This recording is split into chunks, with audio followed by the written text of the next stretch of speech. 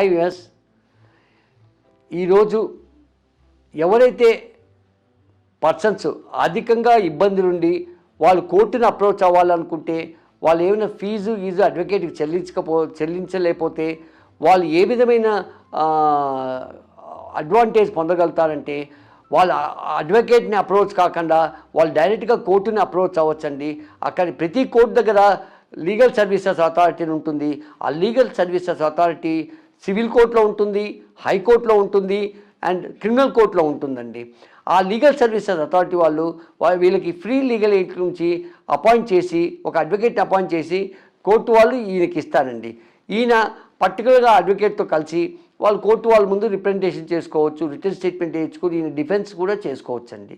And హైకోర్టులో కూడా అదే విధంగా చేసుకోవచ్చండి. ప్రతి కోర్టులో ఒక లీగల్ సర్వీస్ అథారిటీ ఉంటుందండి. క్రిమినల్ కోర్టులో కూడా అడ్వాంటేజ్ తీసుకోవచ్చండి by approaching legal services authority.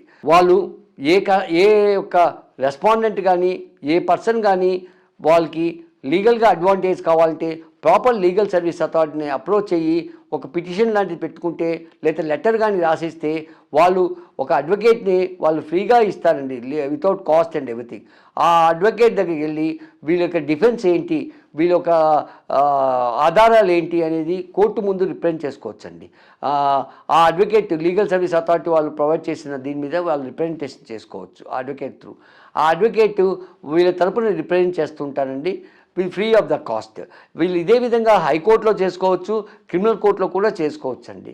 ఆ విధంగా ఈ లీగల్ ఎయిడ్ కౌన్సిల్ నుంచి వాళ్ళు ఎవరైతే రెస్పాండెంట్స్ ఉన్నారో, డిఫెండెంట్స్ ఉన్నారో వాళ్ళు ఆ విధంగా అడ్వాంటేజ్ తీసుకొని కోర్టు వారి ముందు అప్రోచ్ అవ్వచ్చండి.